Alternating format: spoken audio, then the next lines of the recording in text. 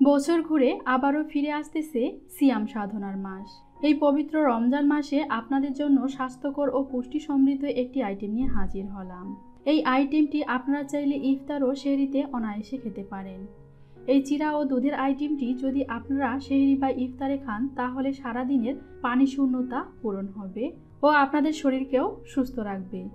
তাহলে দেখে নিন এই আইটেমটি অতি সহজে কিভাবে বানিয়ে ফেলবেন। আর শুরু করার আগে আপনাদের কাছে ছোট্ট একটাই অনুরোধ, যদি আমাদের রেসিপিগুলো আপনাদের ভালো লেগে থাকে তবে অবশ্যই সাবস্ক্রাইব করুন এবং পাশে থাকা বেল আইকনে ছোট্ট একটা ক্লিক করুন, তাহলে সবার আগে আমাদের রেসিপিগুলো আপনার নোটিফিকেশনে পৌঁছে যাবে। ইফতারি ও সেহরির জন্য দুধ চিরা তৈরি করার জন্য এখানে আমি প্রায় হাফ কেজি গাভীর দুধ নিয়েছি। এই দুধগুলো আমি আগেও গরম করে রেখেছিলাম, এবার আবারও জাল দিয়ে গরম করে নিচ্ছি। তবে এই দুধগুলো যখন গরম হয়ে আসবে তখন কিছু দুধ আলাদা করে রেখে দিব ও কিছু দুধ জাল দিয়ে অনেকটাই গাঢ় করে নিব, যেন দুধগুলো দেখতে অনেকটাই ক্রিমি বা থমথমে দেখায়। তাই সময় নিয়ে দুধগুলো গাঢ় করে নিতে হবে। এই দিকে দুধগুলো হোক, অন্যদিকে আমি চিরাগুলো তৈরি করে নেই। তার জন্য এখানে আমি প্রায় 1 বাটি চিরা নিয়েছি। আর দেখেন চিরাগুলো কত সুন্দর ধপধপে।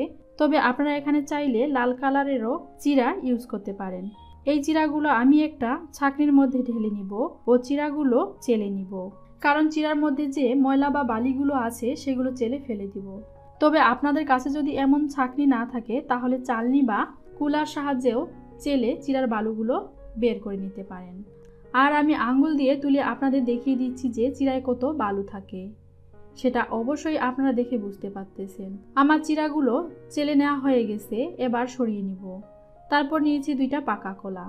কলাগুলো ছিলে নিয়ে একটা নাইফের সাহায্যে কলাগুলো কুচি কুচি করে কেটে নিব। কলাগুলো কুচি কুচি করে কেটে নেওয়া হয়ে গেলে একটা খালি বাটিতে তুলে রেখে দিব কুচি করা কলাগুলো। এবার আবারও একটা বাটিতে পানি নিয়েছি, সেই বাটিতে চেলে নেওয়া চিরাগুলো ধুয়ে পরিষ্কার করে নিব। তবে আমি সেই চালনি সহকারে চিরাগুলো পানিতে ডুবিয়ে ধুয়ে নিব। হাত দিয়ে নেড়ে চেড়ে উল্টিয়ে পাল্টিয়ে চিরাগুলো ধুয়ে নিব। তবে বেশিক্ষণ ধরে চিরাগুলো ধুবো না, না হলে কিন্তু চিরাগুলো নরম হয়ে যাবে। আমার চিরাগুলো ধুয়ে পরিষ্কার করে নেওয়া হয়ে গেছে, এবার কিছুক্ষণ রেখে দিব। এবার দেখেন চিরাগুলো কত সুন্দর ঝরঝরে হয়েছে। একটা চিরার গায়ের সঙ্গে আরেকটা চিরার গা লাগতেছে না, এতটাই ঝরঝরে হয়েছে। অবশ্যই আপনারা দেখে বুঝতে পারতেছেন।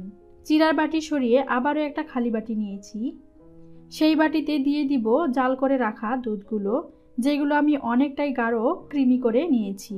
একটা চামচের সাহায্যে তুলে দেখাচ্ছি কতটা গাঢ় ক্রিমি হয়েছে দুধগুলো। তবে আপনারা চাইলে এখানে দুধের পাশাপাশি দইও ইউজ করতে পারেন। এবার দুধগুলো ঢেলে দিয়ে তাতে 2 চা চামচ চিনি দিব।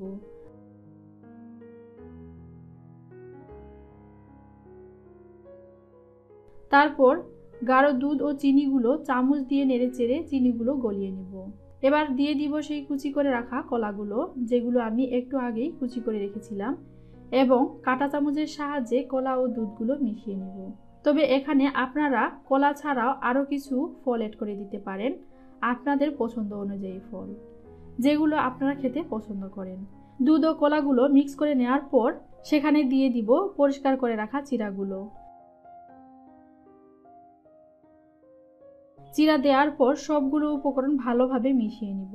এই আইটেমটি আপনারা ইফতারি বা সেহরিতে অনায়াসে রাখতে পারেন, কারণ এতে প্রচুর পরিমাণ এনার্জি পাওয়া যায় ও শরীরের পানি শূন্যতা ঘাটতিও কমিয়ে দেয়।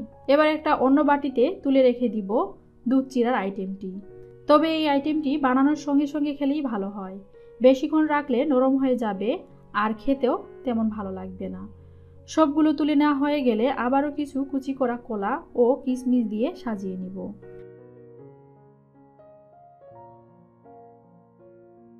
সাজানো হয়ে গেলে একটা গ্লাসে দুধ ঢেলে নিব। আপনাদের আমি প্রথমেই বলেছিলাম কিছু দুধ আমি আলাদা করে রাখবো, সেই দুধগুলোই এবার গ্লাসে ঢেলে দিচ্ছি। হয়ে গেল স্বাস্থ্যসম্মত ও পুষ্টিকর ইফতারি ও সেহরির আইটেম। যদি আমাদের রেসিপিগুলো আপনাদের ভালো লাগে তবে অবশ্যই লাইক এবং শেয়ার করবেন, এবং কোনো বিষয়ে জানার থাকলে অবশ্যই কমেন্টস করে জানাবেন। এবং আমাদের আরও নিত্য নতুন ভিডিও যদি আপডেট পেতে চান তবে অবশ্যই আমাদের চ্যানেলটিকে সাবস্ক্রাইব করবেন এবং পাশে থাকা বেল আইকনে ছোট্ট একটা ক্লিক করবেন। সো অনেক অনেক ভালো থাকবেন, সুস্থ থাকবেন। ধন্যবাদ।